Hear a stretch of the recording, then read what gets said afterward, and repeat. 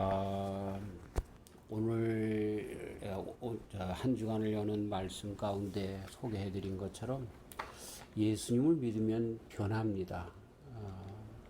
제가 이것을 페이스북에 했더니 어떤 분이 변하지요. 변하긴 변하는데 어떻게 변하는가가 문제지요.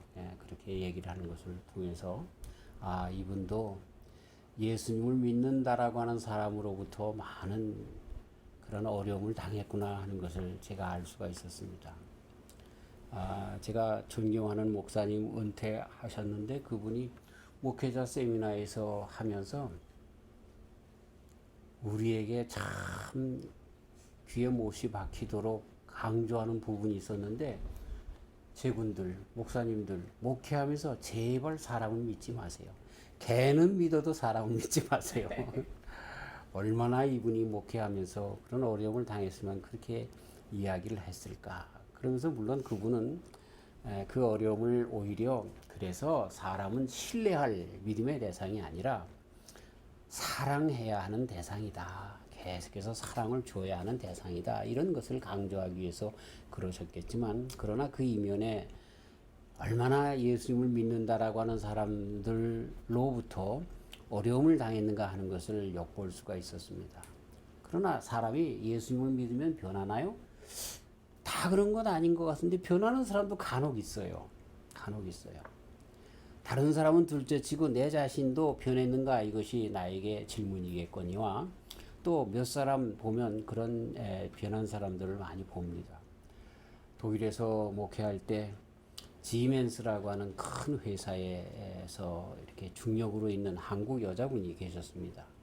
근데 이분이 저와 함께 성경 공부하다가 예수님을 만나게 되었어요. 그러면서 한국을 이제 자주 왔다 갔다 하면서 무역 파트너로 그런 일들을 진행해 나가는데, 이때까지는 1등 칸만 타고 다녔어요. 그때 예를 들어서 1,000불이라고 그러면 그건 10,000불이 넘는 돈을 주고 그 1등 칸을 타고 다녔고 그랬는데, 그분이 예수님 믿고 난 다음부터 에코노믹석을 비즈니스석도 아니고 이코노미석을 타고 다니는 거예요. 그러면서 저한테 하시는 말씀이, 아유, 내가 허 목사님 때문에 아주 인생 망쳤어요. 내가 이거 맨날 1등석 비즈니스석 타고 다니는 사람이 이 이코노미석을 타고 다니게 됐다고 그러면서 그렇게 훈용을 했습니다. 저를 만나서가 아니라 예수님이 그 속에 들어가니까 물질에 대한 생각이 바뀐 거예요. 나를 위하여 치부하기 위해서 쓰는 것이 아니라 더 귀한 것에 써야 되겠구나라고 하는 생각이 자동적으로 들어가게 된 거예요. 예수님이 들어가시니까 그렇게 생각과 삶이 바뀌더라니까요. 또 부산에 어떤 분이 계신데, 이분이 예수님을 알게 됐는데, 이분이 사실은 그 세무청에 있으셔가지고 그 양주 이런 고급 술들 이런 것들이 뭐예요? 그냥 장롱에 이제 장식장 안에 그냥 빼곡히 있는 거예요. 예수님이 들어가니까요, 그 술병 다 갖다가 화장실에 갖다 부어버리더라니까요. 그래서 그거 팔아가지고 헌금하시죠. 그 한 병에 어떤 거는 그쵸 100만 원 이렇게 가는 것들도 있대요. 우리는 잘 알지도 못하는데 포도주 이런 게 얼마나 양주 이런 것이 그렇게 비싼 것들이 있는데, 그러면 그것도 수천만 원 1억 정도 되는 걸 다 부어버리더래요. 그래서 그거 팔아서 헌금하죠. 그랬더니 이분이 하시는 말씀이, 그거 팔면 누군가가 또 그거 마실 것 아닙니까? 내가 왜 그 사람들로 하여금 죄짓게 합니까? 참 우리보다 신앙이 나요. 그러니까 예수님이 들어가면 뭔가 역사를 하더라니까요. 근데 물론 문제는 있어요. 그랬던 사람들이 신앙생활 하면서, 신앙생활 일하기보다 교회 생활을 하면서 바뀌기 시작하는데, 어떻게 바뀌냐면 안 좋게 바뀌는 일들이 많아요. 그렇죠? 그래서 옛날에 나는 이랬어 이렇게 자랑을 하면서 그렇게 참 변화된 모습에서 변질된 모습으로 나가는 바리새인처럼 돼가는 일들이 왕왕 있기 때문에 많은 사람들이 개는 믿어도 사람은 믿지 말아라, 아마 그렇게 되는 것 같아요. 하지만 저의 주제는 뭐냐면, 예수님을 만나면 분명히 변하는 것입니다. 그렇기 때문에 우리가 가져야 될 것은 뭐냐면, 내가 옛날에 한번 변했어, 예수님 만났을 때 변했어, 그걸 자랑하면 안 되고, 지금도 나는 성령 안에서 그 성령의 충만한 가운데 늘 변화를 받아 새로운 사람으로 나아가고 있는가? 여기에 초점을 맞춰야 되는 겁니다. 예, 그래요. 성령님이 우리들에게 함께하고 계시면 자동적으로 우리의 삶이 변화되게 되어지고 그 변화의 특징은 열매로 나타납니다. 성령의 9가지 열매가 있게 되어지는 것입니다. 사랑과 희락과 화평과 오래 참음과 자비와 양선과 충성과 온유와 절제. 뭐라고 이 말씀의 끝이 얘기를 하고 있냐면 이 같은 법을 금지할 법이 없다 이렇게 얘기합니다. 아무도 못 말린다는 거예요. 성령님이 들어가시면 그렇게 사람들이 변화한다는 이야기입니다. 자, 이 말씀은 늘 강조하는 것이지만 우리가 사랑해야, 기쁨을 가져야, 화평해야 구원받는다, 하나님의 백성이다가 아니라 성령이 우리에게 임하시면 그렇게 된다고 말씀해주고 있는 것입니다. 성령 안에서 변화의 열매가 분명하게 나타나는 것을 보게 되는 것입니다. 그래서 말씀의 처음과 끝을 제가 항상 강조하는 것이 뭐냐면 성령 충만을 받으세요. 성령 안에서 그런 열매가 있는 거지 내가 그 열매를 맺으려고 힘써서는 안 되는 것입니다 라고 늘 강조하는 바가 그겁니다. 자, 그 열매 중에 오늘 3가지 또 말씀을 드리는데 첫 번째는 사랑과 희락과 화평. 그것은 우리가 하나님과 관계 속에서 특별히 더 많은 부분을 차지하는 것이다. 그리고 오늘은 이웃과의 관계 속에서 인내와 자비와 양선, 이것이 얼마나 정말 열매로 나타나는가라고 하는 부분이다. 이렇게 말씀을 드리려고 합니다. 참 인내.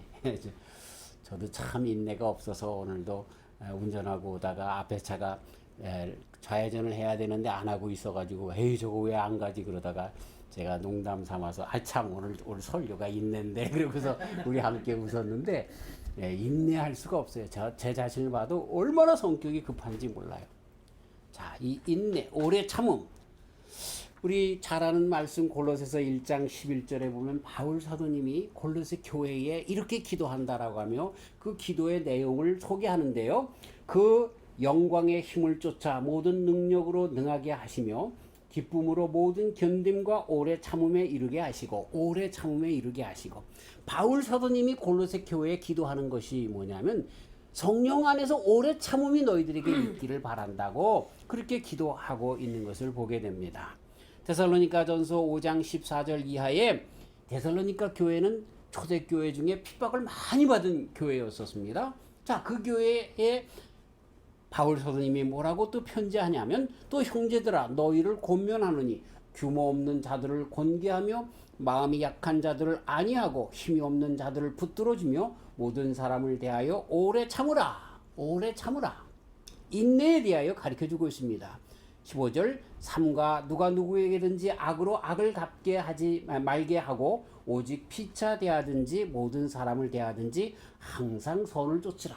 인내와 양선의 삶을 데살로니가 교회에 계속해서 당부하고 있는 것을 보게 됩니다. 아니, 데살로니가 교회가 칭찬받는 교회였는데 바로 이러한 그 어려운 가운데서도 인내와 양선의 삶이 항상 있었기 때문에 그리고 모든 사람들에게 특별히 안 믿는 사람들에게 자비의 마음을 그대로 쏟는 교회였기 때문에 바울 사도님이 데살로니가 교회에 칭찬하면서 그렇게 살기를 계속 부탁하는 것을 듣게 되는 것입니다. 자, 이 인내라고 하는 것에는 크게 2가지 뜻이 있습니다. 시련과 환난 그리고 특별히 믿음 안에 있기 때문에 받는 핍박 속에서도 그럼에도 불구하고 그 믿음을 놓치지 않는 인내를 의미하는 것입니다. 네. 그 다음에 2번째로 큰 것이 뭐냐면 대인관계 속에서 특별히 정말 우리를 억압하거나 핍박하는 자들 또는 우리를 실망시키고 있는 자들에게 대하여 끝까지 오래 참고 인내하는 것, 그들을 이해해주며 인내하는 것, 데살로니가 교회에 바울 사도님이 부탁했던 것처럼 그러한 것이 인내의 범위에 들어가는 거죠.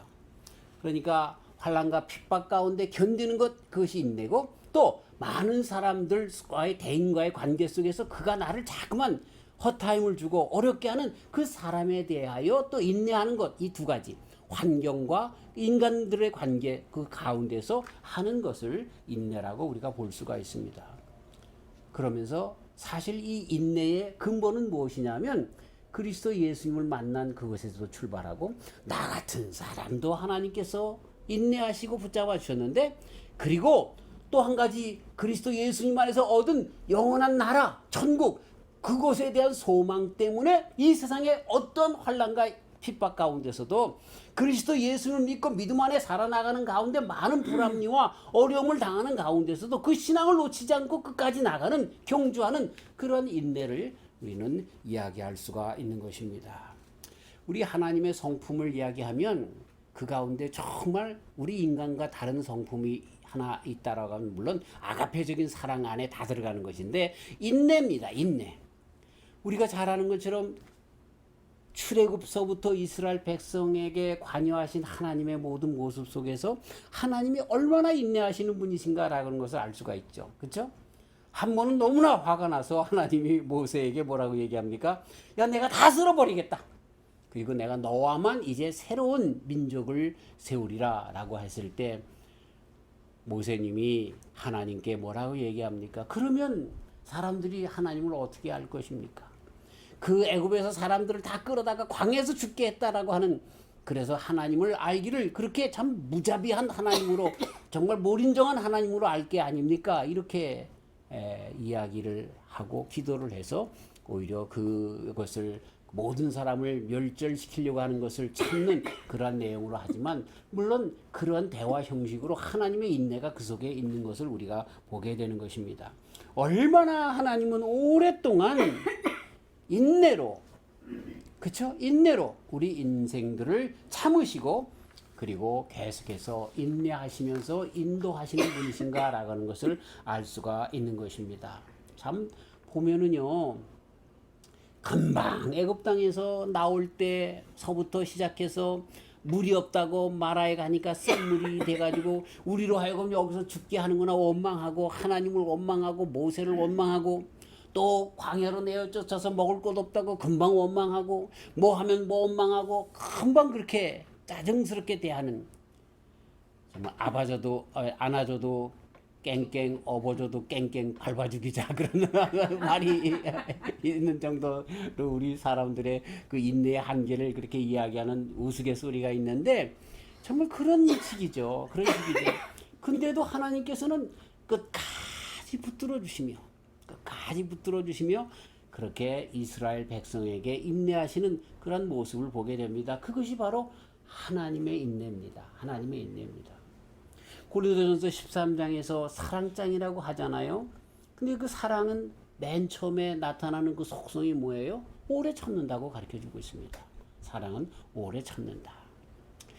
그래서 우리가 하나님은 사랑이시다라고 할 때, 사랑이라고 하는 많은 그 속성들을 이렇게 나열할 때에 고린도전서 13장에서 먼저 나오는 것처럼 오래 참는 인내, 그 모습이 사랑의 가장 진귀한 우선적인 그런 속성이구나라고 하는 것을 알 수가 있는 것입니다.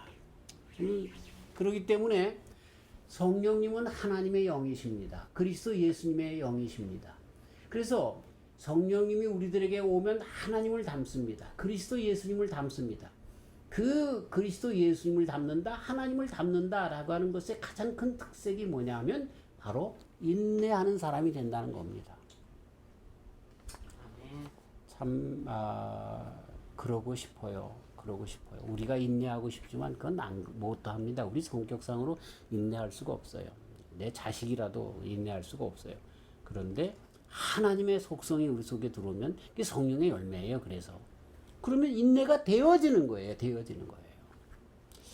저도 목회하면서 다 지나고 난 다음에 지금 생각해 보니까, 야, 어떻게 나에게 그런 면이 있을 수가 있었지라고 하는 그런 것들을 회상하게 됩니다. 물론 잘못해서 하나님 앞에 정말 머리 들 수도 없는 정말 목회의 참 실패, 하나님 앞에 죄송스러움, 이런 것들이 더 많지만, 그런데도 어떤 때는 그래서 그런 것들을 잘 넘어간 것들을 보면서 하나님의 성령님으로 말미암은 그 인내로 인하여 감사드리는 적도 있습니다.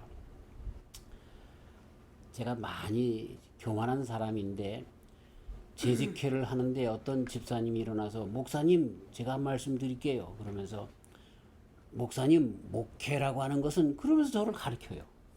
내가 워낙 목회를 개떡같이 했으니까 그렇겠지만 그러면서 한 가지 가르쳐 드리겠는데요. 그러면서 말을 한단 말이죠.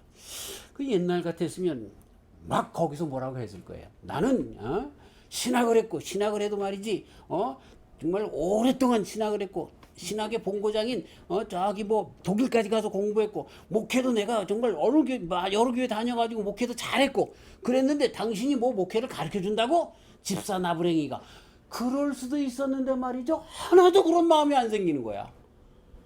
야, 그거 참 지금 생각해 보면은 얼마나 화가 나는지 몰라요. 아, 이 집사 나부랭이가 어디 목사한테 그런 얘기를 해. 야, 하나님께서 그렇게 막아주시더라. 그런 것이 아주 가장 그냥 한 가지 예지만 얼마나 많은 일들인지 몰라요.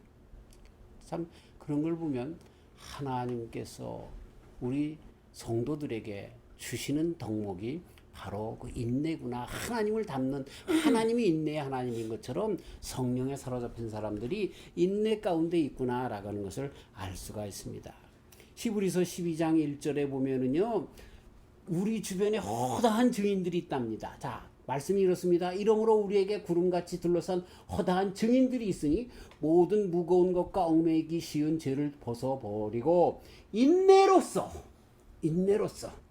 우리 앞에 당한 경주를 하며 자 히브리서 12장은 믿음장입니다. 그래서 믿음에 많은 사람들을 이야기하는 중에 제일 먼저 그들의 덕목을 뭐라고 얘기합니까? 인내했다는 거예요. 인내했다는 거. 여러분 갑바도기아를 한번 가보세요. 카타콤베를 한번 가보세요. 그들이 신앙 때문에 빛 보지 못하고 3, 4대가 그 속에서 살다가 그렇죠? 예수님 믿는 거 하나 때문에 해도 보지 못한 채 죽어갔단 말이에요. 예수님을 믿기 때문에.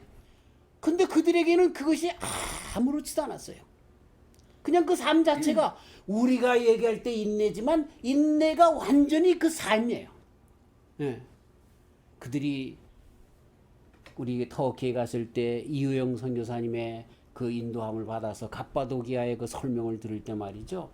그 히브리서 12장 말씀이 귀에 쟁쟁하게 울려오더라고요. 그들이 낮에는 동굴에 숨어 있다가 밤에면 나오는데 짐승의 거죽을 털을 다 몸에 입히고 나와서 농사를 졌다는 거예요. 사람들이 보면 사람이 아니라 짐승이라고 그렇게 생각할 정도로 그랬다는 거예요. 참 얼마나 우리들의 신앙의 선조들이 그랬어요. 그런 삶 속에서 이럴 바에야 내가 인간답게 살아 그리고 털쳐 나오는 것이 아니라 예수님을 부인하는 것이 아니라 그 신앙 때문에 그런 삶을 그대로 영유하며 소망 가운데 인내했던 것을 보게 됩니다. 믿음의 사람들의 특성이 뭐예요? 인내하는 거예요. 인내. 근데 내가 인내해야지가 아니라 믿음이 있기 때문에 인내의 삶이 자동적으로 있는 그 삶을 살아갔다는 것입니다. 사랑하는 성도 여러분, 한 사람이 하나님을 닮아가면 갈수록 성령님이 그 속에 있으면 있을수록 당연히 인내하는 사람이 됩니다. 내가 인내해야지가 아니라 성령의 열매가 인내입니다. 그렇기 때문에 내가 정말 인내하는 사람인가? 인내하지 못한다라고 하면 내가 성령이 내 속에 없나? 이렇게 먼저 질문하시고 주님의 성령님으로 말미암아 역사하도록 나를 내두어야 할 것입니다. 두 번째가 뭐냐면 자비입니다. 영어로 kindness, 친절, 배려 뭐 이런 맥락 속에서 있는 말씀. 디도서에 있는 말씀 보면 3장 4절 우리 구주 하나님의 자비와 사람 사랑하심을 나타내실 때에 자비는 곧 뭐냐면 사람을 사랑하는 마음입니다. 자, 이 또 디모데후서 2장 24절 마땅히 주의 종은 다투지 아니하고 모든 사람을 대하여 온유하며 가르치기를 잘하며 참으며 그런 말씀을 그렇게 하고 있습니다. 모든 사람에 대하여 온유하다 그 말은 또 다른 또 자비의 다른 속성으로 그렇게 사실 이 사랑, 실학, 화평 이런 것들은 참 모든 것이 하나하나 똑 이렇게 구분해서 1, 2, 3, 4, 5 이렇게 구분할 수 있는 것이 아니라 서로가 서로에게 마치 태극기가 있으면 태극기에 빨강과 파랑이 그래서 태극이 서로 이렇게 커졌다가 작아지면서 다시 이쪽에 커졌다 작아지는 것을 융화되는 것처럼 이렇게 모든 것들이 다 이 8가지 열매 속성이 이것이다 저것이다 끼어넣을 수가 없는데 어쨌든 이 자비라고 하는 것도 그쵸? 모든 사람들에 대하여 온유한 것, 또 서로 정말 사람을 사랑하는 것, 이런 것들을 자비라고 그렇게 이야기할 수가 있는 것입니다. 이 자비를 다른 말로 가장 쉽게 번역을 한다고 하면 친절한 성품이라고 이야기할 수가 있습니다. 자비, 친절한 성품 또는 배려, 이렇게 얘기할 수 있습니다. 사랑을 한다라고 하면서 배려가 없다고 하면 이건 잘못된 것이죠. 나는 아내를 사랑해, 또 나는 남편을 사랑해 라고 하면서 아내에 대한 배려가 없다고 하면, 남편에 대한 배려가 없다고 하면 그건 사랑이라고 할 수가 없습니다. 자비가 있어야 합니다. 배려가 있어야 합니다. 그 사람에 대한 그러한 그 친절이 있어야 한다라고 하는 것입니다. 내가 사랑하고 또 친절을 베풀었던 사람으로부터 내 기대에 못 미친다 할지라도 그렇게 이제 나는 그만 나의 사랑과 관심과 친절을 중단할래, 이게 아니라 그럼에도 불구하고 끝까지 친절할 수 있는 이것을 카인드니스, 성령으로 말미암는 그러한 것이라 볼 수 있습니다. 예수님께서 십자가에 달려 돌아가실 때에 십자가 위에서 그의 자비를 보이셨는 것 중에 가장 대표적인 말이 뭡니까? 아버지여, 저들이 하는 것을 잘 모릅니다.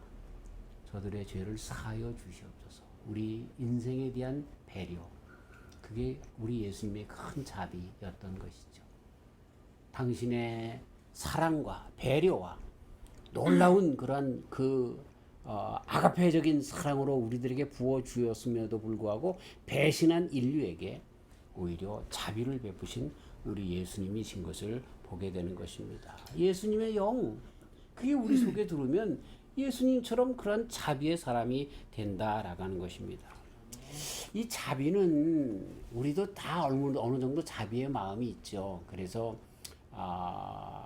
우리 가족에 대한, 우리 자녀들에 대한, 또 내 친구들에 대한, 또 조금 넓어지면 친구의 그 자식들에 대한 그런 마음들이 우리에게 있지 않습니까? 그래서 우리 자식들이 잘 정말 안 되면 그것에 대한 그런 것뿐만 아니라 우리 친구의 자녀들까지라도 마음이 가는 거죠. 우리 성도들의 자녀들에게까지 마음이 가는 거죠. 이게 자비라고 볼 수 있겠습니다. 이 정도만 해도 큰 자비일 텐데, 그러나 하나님의 자비는 우리에게 그렇게 해당되는 자비 이상인 것을 보게 되는 것입니다.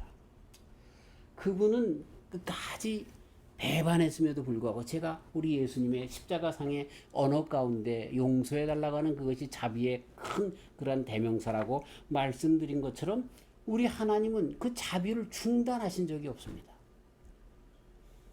참 얼마나 큰 자비인지 모르죠. 이 하나님께서 우리에게 끝까지 베푸시는 이 자비 때문에 우리는 아직도 사는 거예요.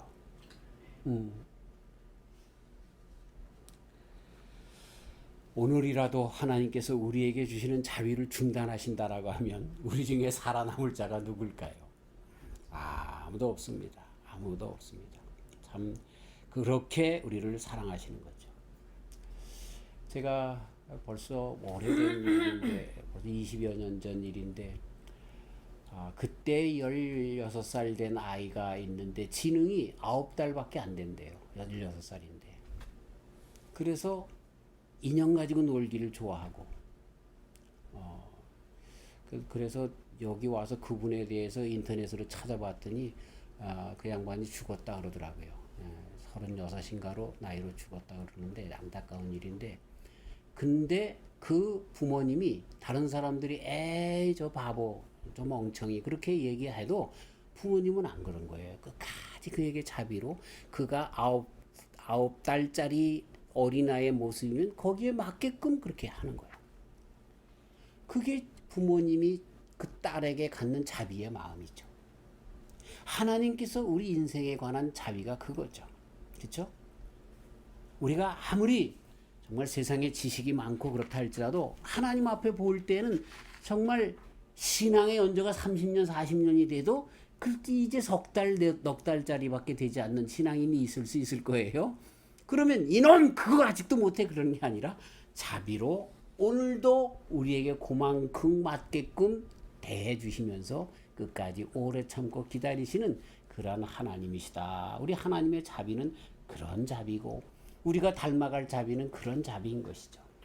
우리가 교회 안에서 정말 실망하는 사람들이 있다고 하면 누굽니까? 가장 크게 목사님들 아닙니까? 그 다음에 장로님이라고 하는 분들. 그래서 신앙에 정말 오랜 연조를 자랑하고 그리고 우리가 기대해도 될 만한 그런 분들 아닙니까? 근데 그들에게서 이제 신앙에 석 달밖에 안 되는 모습들이 보일 때가 많이 있어요. 많이 있다니까요. 그런데 그분들에게 하나님께서 자비를 베푸시는 거야.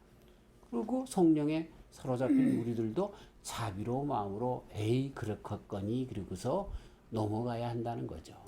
근데 내가 넘어가는 게 아니라 하나님께서 그런 마음을 주시는 거죠. 어쩔 수 없지. 목회할 때 제가 더 성령으로 충만했었어야 했었구나 하는 생각을 많이 해봅니다. 왜냐하면 장로님들 때문에 너무나 많은 상처를 받았기 때문에 그렇죠. 예, 그럴 필요가 없는 건데, 그럴 필요가 없는 건데.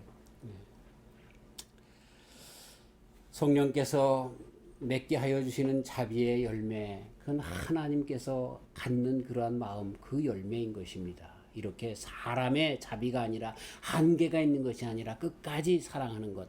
이것을 우리 성령 충만한 가운데 주님께서 늘 공급하시는 자비다라고 하는 것입니다.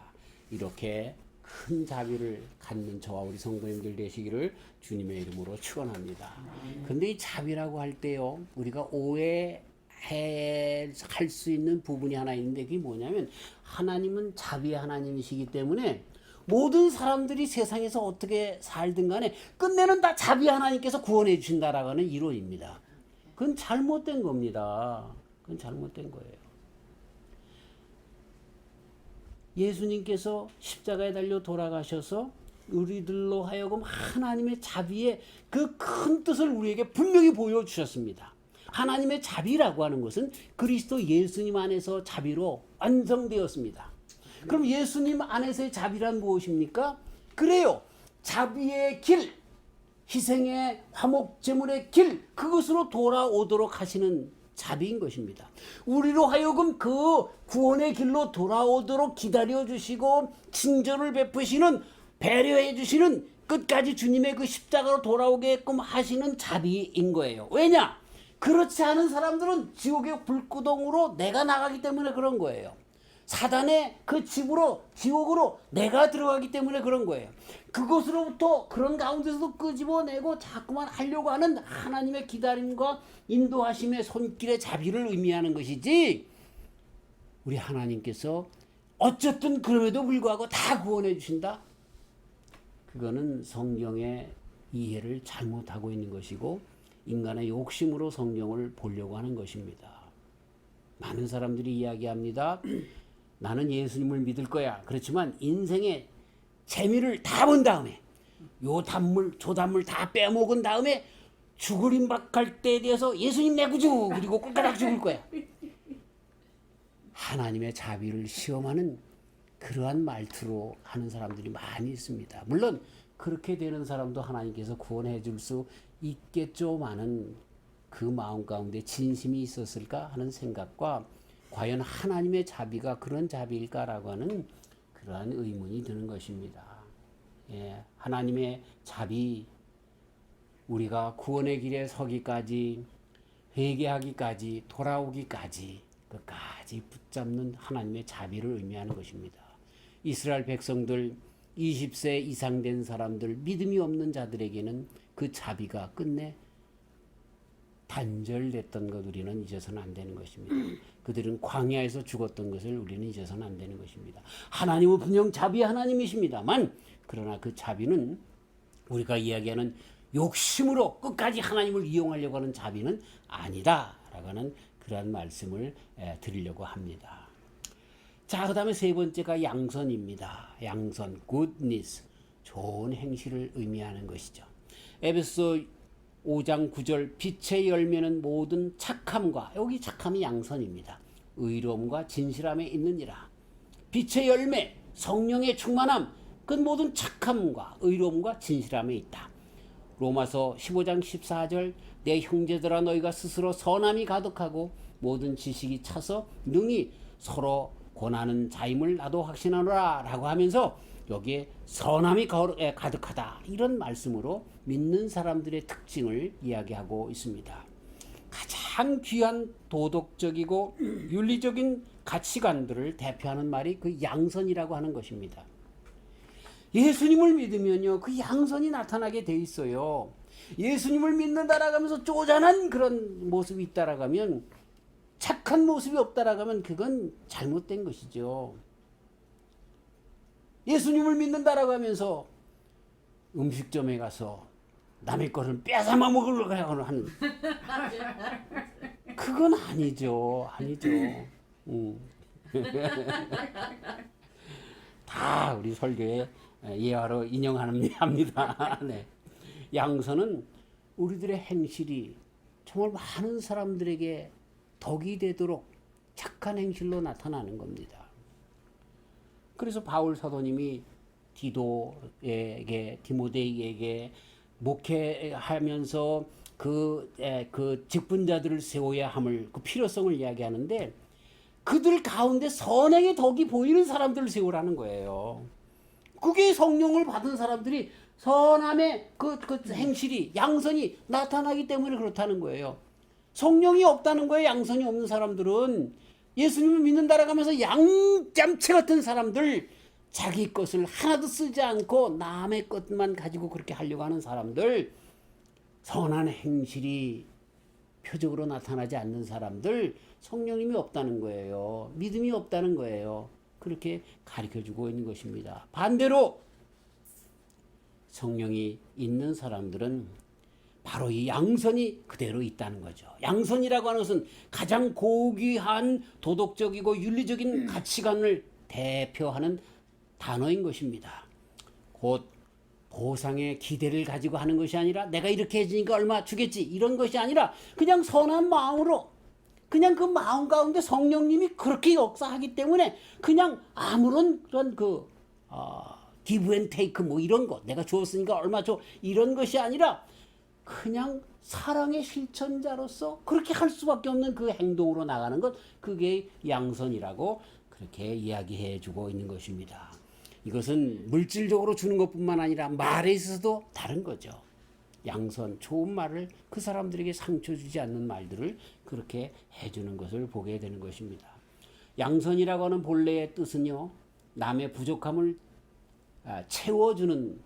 채워준다라고 하는 뜻이 있습니다. 양선, 남의 부족한 것을 채워준다.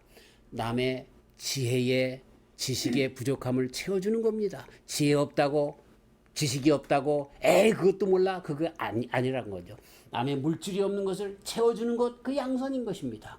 남에게 정말 어떤 고통과 어려움 가운데 있는 것들을 없애게 하는 것을 채워주는 것, 그게 양선인 것입니다. 우리들의 정신과 물질적인 모든 삶 가운데서 남을 채워주는 것, 도와주는 것, 그것이 양선이다라고 하는 그러한 말인 것이죠.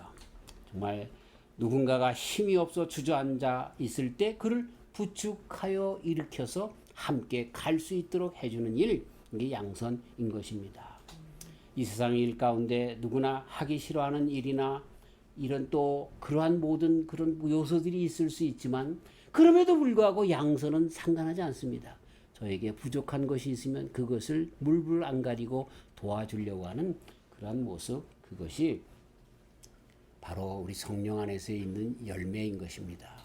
사실 세상에 살다 보면 세상 사람들은요, 믿는 사람들에 대하여 왈가왈부 이렇게 저렇게 이야기하는데, 근데 사실 따지고 보면요, 그 사람들이, 예수님을 알지 못하는 사람들이 욕심으로 우리 예수님 믿는 사람들을 이용하려고 하다가 그렇게 안 되니까, 또는 받아먹고 창피해서 넘기기 위하여 우리 기독교인들을 책망하는 일들이 얼마나 많은지 모릅니다.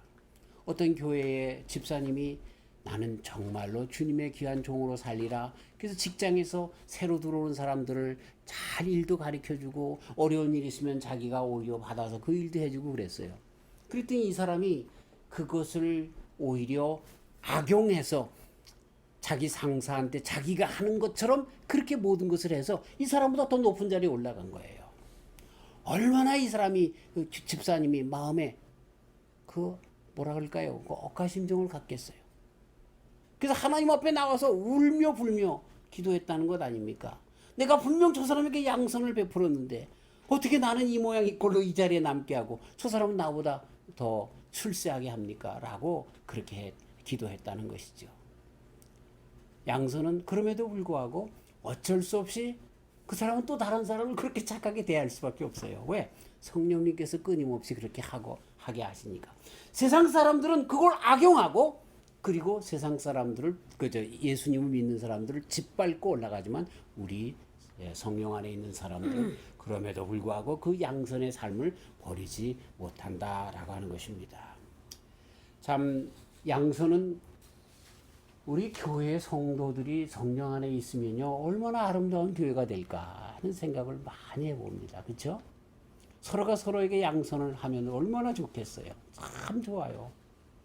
이러한 나라를 이러한 세계를 꿈꾸는 기독 공동체가 여기저기 있지만 그냥 여지없이 무너져가는 그런 모습들을 보면서 참 안타까운데 그러나 초대교회의 처음 모습을 보면 서로가 서로에게 향한 양선, 그렇죠?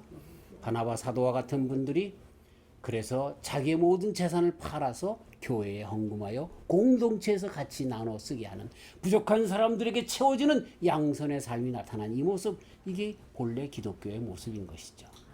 이것이 정말 이 세상의 체계 속에서 해보려고 하다가 흉년의 공산주의는 그렇죠? 성령의 도우심으로 말미암아 된 것이 아니기 때문에 깨어지고 이상한 괴물이 되고 말았습니다. 그러나 양선은 우리 기독교의 가장 큰 덕목인 것을, 그래서 성령 안에 있는 사람들에게 이러한 일들이 있게 되는 것을 우리는 잊어서는 안 되는 것입니다. 자, 성령 안에서 가장 큰 우리 기독교의 덕목 양선이 저와 우리 성도님 사이에 다 일어나는 그러한 귀한 그러한 일들이 있기를 바랍니다. 오늘 말씀을 마치면서 또 한 가지 강조하고 싶은 것은 내가 양선을 해야, 착한 일을 해야 구원받는다 아닙니다. 바리새적인 그런 생각인 것입니다. 율법적인 신앙인 것입니다. 우리는 구원받았고 성령님이 내 속에 있기 때문에 어쩔 수 없이 내 속에서 사랑과 희락과 화평과 오래 참음과 정말 자비와 양선이 나갈 수밖에 없습니다. 이것이 없다가 우리 하나님께 기도해서 성령 안에서 그 성령으로 말미암은 열매가 있도록 기도해야 하는 것입니다. 그럼 우리는 끝까지 세상과 벗하지 않고 세상과 짝하지 않고 주님의 귀한 성령에 사로잡힌 자로서 끝까지 달려갈 길을 다할 것입니다. 이런 삶을 살아가는 저와 우리 성도님들 되시기를 주님의 이름으로 축원합니다. 하나님 아버지 감사합니다. 성령님을 저희들에게 허락하여 주셔서 우리 주님의 열매를 맺으며 살아가게 하여 주심을 감사합니다. 삼라만상이 열매를 자랑할 때 우리에게도 열매를 자랑할 수 있게 하여 주셔서 감사합니다. 사랑과 희락과 화평과 오래 참음과 자비와 양선, 여기까지 우리 6가지 덕목을 배웠는데 주님 내 속에 이런 덕목이 있는가 없는가를 다시 한번 점검하게 하시고 없으면 주님 앞에 더욱더 기도하여 성령님 안에서 하나님을 닮아가는, 예수님을 닮아가는 그러한 이러한 모든 덕목이 가득 찬 주의 종으로 살게 하여 주시옵소서. 감사하오며 예수님의 이름으로 기도하옵나이다. 아멘.